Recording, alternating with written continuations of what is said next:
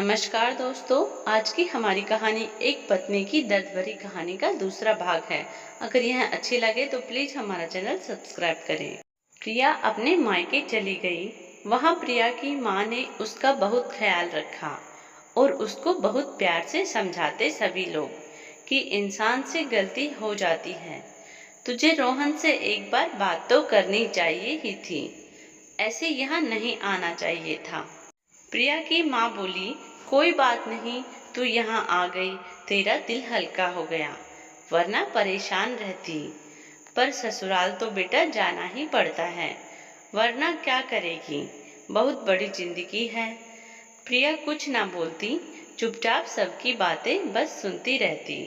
एक दिन रोहन का फोन आया। प्रिया ने फोन तो उठा लिया।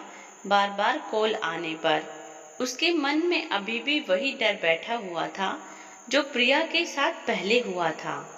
उसने अपने बच्चे को खो दिया। रोहन ने कहा, प्रिया, मैं तुझे लेने आ रहा हूँ, काफी दिन हो गए हैं और जो गलती हुई मुझसे उसके लिए मुझे माफ कर दो। आगे से ऐसा कभी ना होगा। प्रिया बोली, मेरे घर वालों से बात कर लेना, जो वह कहेंगे वही सही होगा मेरे लिए। रोहन अगले ही दिन प्रिया को लेने पहुंच गया। प्रिया की माँ से पूछा, मैं प्रिया को लेने आया हूँ। प्रिया की माँ बोली, अब तो आपकी ही है प्रिया, हमसे पूछने की क्या जरूरत है इसमें, और गलती तो इंसान से ही होती है। अब तक प्रिया भी समझ चुकी थी कि मुझे रहना ससुराल में ही है, चाहे वहाँ मेरे साथ गलत हो या सही, मायका मेरा सहारा नहीं है। प्रिया रोहन के साथ आ गई। रास्ते में एक जगह रोककर गाड़ी रोहन ने प्रिया से माफी मांगी और उसे नाश्ता कराया और फिर शाम तक वह दोनों ससुराल पहुँचे। वहाँ उसने अपने ससुर जी, सासू माँ, सबके पैर छूकर आशीर्वाद लिया। उस दिन उसे अपनी दोनों जेठानियां घर नहीं मिली। फिर उसके ससुर जी ने बताया, छोटी बहू, मेरी दोनों बड़ी बहू अपने नए घर में चली गई है। मैं सब जानता हूँ, अब तुम्हें कोई चिंता करने की जरूरत नहीं है। अब यह घर तुम्हारा है, हमें जैसा दोगे वैसा खा लेंगे। थोड़े दिन सब ठीक चला, लेकिन धीरे धीरे प्रिया की जेठानियों के बच्चे सभी उस पुराने घर में आ गए। प्रिया को बच्चों से तो कोई दिक्कत नहीं थी, लेकिन उसके जेठ भी प्रिया जब खाना बनाने बैठती तो वो लोग वहीं खाना खाकर जाते।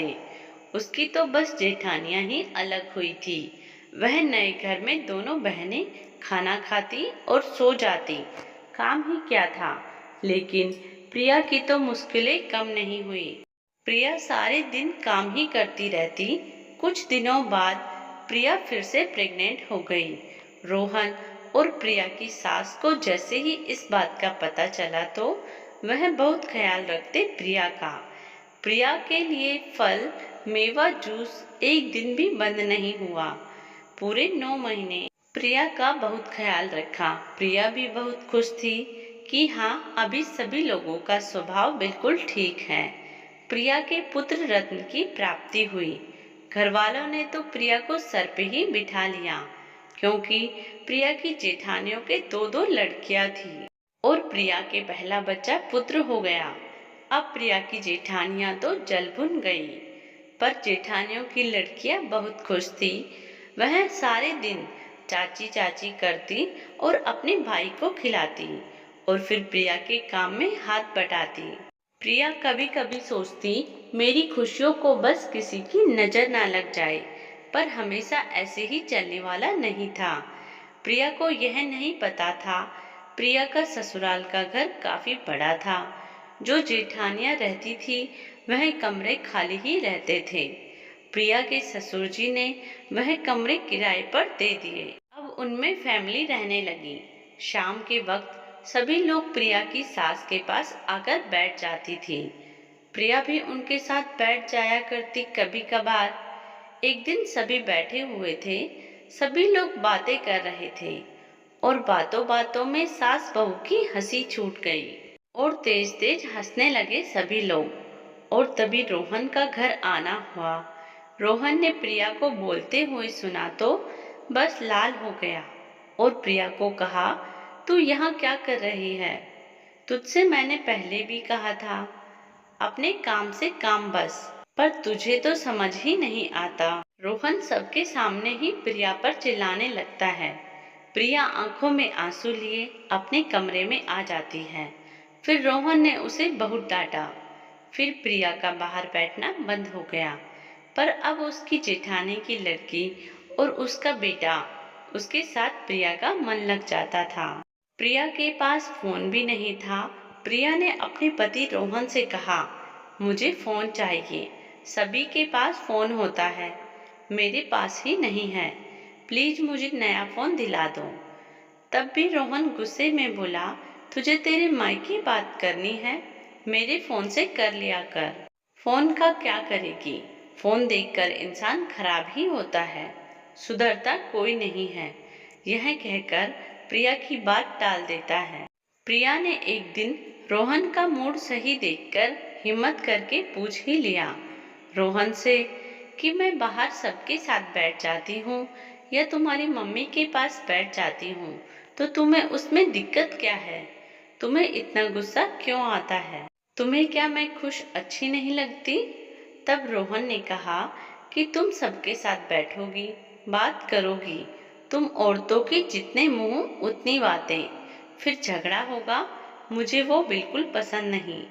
तब प्रिया ने प्यार से समझाया, सभी लोग साथ बैठते हैं, उनका तो झगड़ा नहीं होता, एक मेरे बैठने से ही झगड़ा हो जाएगा क्या? रोहन ने फिर कहा, तुम सास बहू के झगड़े तो तभी होते हैं ना जब साथ बैठोगी, दूर रहोगी तो झगड़ा ही नहीं होगा, इसलिए मना करता हूँ। प्रिया बोली, सास बहू के साथ बैठने से झगड़ा होता है, ऐसा किसने कहा?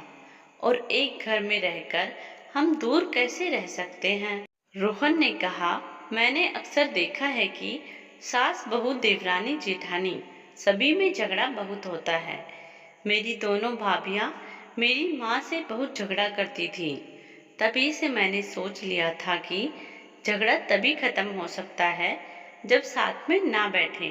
प्रिया को रोहन की यह बात दिल पे बहुत बुरी लगी। क्या रोहन के स्वभाव को प्रिया बदल पाई? क्या वह चिड़िया कभी पिंजरा तोड़ पाई? जानने के लिए सुनते रहें हमारा BS हिंदी कहानियाँ चैनल को।